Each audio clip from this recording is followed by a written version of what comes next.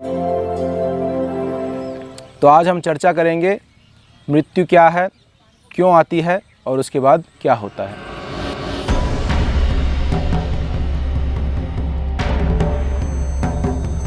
इस विषय के आधार पर कई शास्त्रों में कई अनेक चर्चाएं हुई हैं जिससे पूरे मनुष्य समाज को लाभ हो सकता है। उदाहरण के लिए परीक्षित महाराज को जब श्राप मिला था कि 1 हफ्ते बाद आपकी मृत्यु आएगी, तो उन्होंने सब कार्य त्याग करके ऋषियों के शरण लिए और उनसे पूछे कि मृत्यु के समय क्या करना उचित है। तो तब जाके श्रीमद् भागवत पुराण सुनाई गई थी सुखदेव गोस्वामी द्वारा। और जब अर्जुन को कुरुक्षेत्र में अपने परिवार का सामना करना पड़ा युद्ध के समय, तब भी उन्होंने ये प्रश्न पूछे मृत्यु के बारे में। तो भगवान कृष्ण ने गीता का ज्ञान दिया। जो भी इस संसार में जन्मा है, एक दिन उसका मृत्यु निश्चित है। जातस्य ही ध्रुवम मृत्यु ध्रुवम जन्म मृतस्य च। और जो मर जाता है उसका जन्म भी निश्चित है।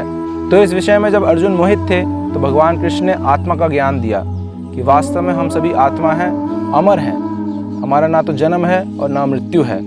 लेकिन इस संसार के नियम है कि जो भी इस संसार में आता है तो समय समय पर शरीर बदलना पड़ता है उसको। जैसे हमारे कपड़े जब पुराने होते हैं तो हम नए कपड़े खरीदते हैं, उन पुराने कपड़ों को निकाल के फेंक देते हैं। तो महाभारत में एक कहानी है, जब 5 पांडवों को वनवास मिला था तो वे गए थे और एक तालाब से उन्होंने पानी पीने का प्रयास किया। सबसे पहले नकुल गए और घड़ा लेकर के पानी भरने गए, लेकिन वापस नहीं आए। फिर सहदेव गए देखने के लिए, वे भी वापस नहीं आए।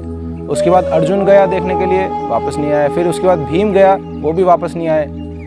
तो आखिर में युधिष्ठिर महाराज गए और देखा कि चारों जो हैं एक तालाब के पास मरे पड़े हैं, मृत्यु हो गई है उनकी। तो उस समय एक यक्ष उनको दर्शन देते हैं और बोलते हैं कि सावधान, ये तालाब मेरा है और मेरे आज्ञा बिना कोई भी इससे पानी नहीं भर सकता।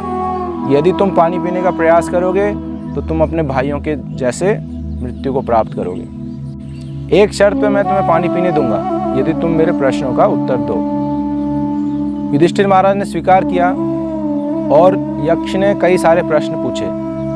उसमें से एक प्रश्न था कि इस संसार में सबसे विचित्र बात क्या है, सबसे हैरानी वाली बात क्या है। तो युधिष्ठिर महाराज बोलते हैं, अहानि अहानि भूतानि गच्छन्ति यममालयम, कि सभी लोग आसपास देख रहे हैं कि कोई ना कोई मर रहा है। हमारे पड़ोस में कोई मर गया, उसके पड़ोस में कोई मर गया, हमारे परिवार में भी कोई मर गया। लेकिन सबसे आश्चर्य की बात है, वो कभी ये सोचता नहीं है कि मैं मर जाऊंगा। वो हमेशा सोचता है नहीं कोई और मर जाएगा, कोई और मर जाएगा, मैं नहीं मरूंगा। तो ये संसार में सबसे विचित्र बात है।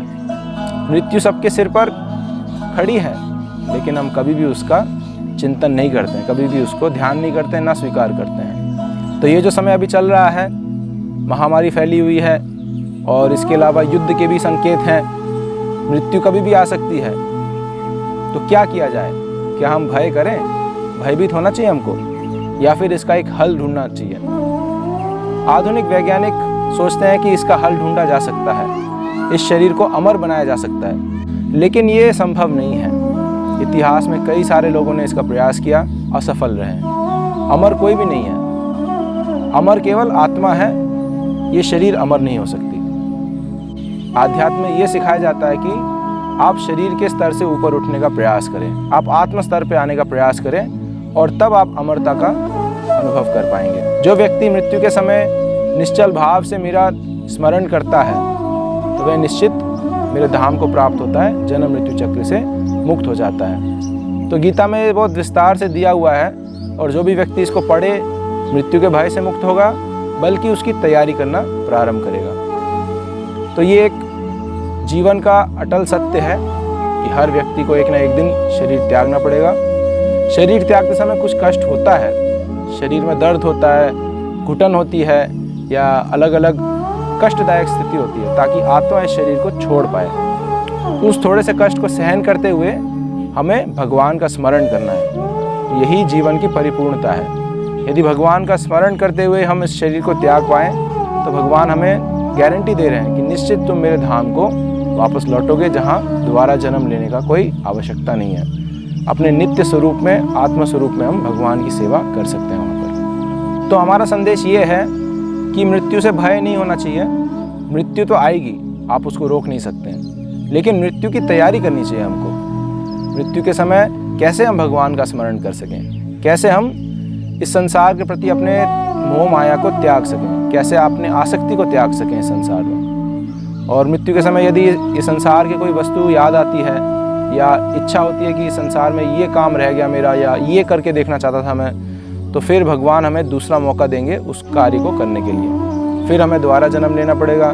जन्म के साथ बुढ़ापा, बीमारी, मृत्यु, ये चारों चीज़ें आ जाते हैं। तो इसीलिए तैयारी यही है कि हर रोज़ भगवान का नाम जाप करें, भगवान के संदेश भगवद गीता को पढ़ें, भगवान को भोग लगा के प्रसाद खाएं और भक्तों का संग करें। ये है ABCD formula. A for association, B for books, C for chanting and D for diet. ये अगर 4 चीज़ हम ठीक से करते हैं हर रोज़, तो निश्चित हमारा चेतना भगवान में लगना शुरू होगा और मृत्यु का भय खत्म हो जाएगा। एग्ज़ाम से कौन डरता है?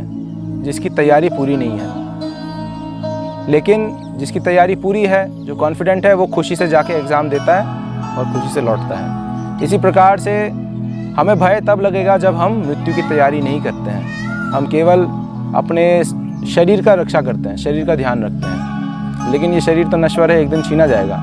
क्यों ना आत्मा का भी ध्यान दें, आत्मा का भी तैयारी किया जाए, यानी मृत्यु के समय कैसे हम भगवान को स्मरण कर पाएँ। तो शुद्ध भक्त जो हैं, भगवान के जो भक्त लोग हैं, वे डरते नहीं हैं मृत्यु से, वे स्वागत करते हैं। कभी भी मृत्यु आ जाए, उनको मालूम है भगवान का स्मरण करना है। उससे पहले जितना हो सके भगवान की सेवा करते हैं, जितना हो सके दूसरों को भी ये ज्ञान देते हैं, खुद निडर रहते हैं, दूसरों को भी निडर बनाते हैं। तो आप डरिए मत मृत्यु से, बल्कि मृत्यु की तैयारी कीजिए, और जब आप तैयार हैं तो होने दें, जो होगा सो होगा।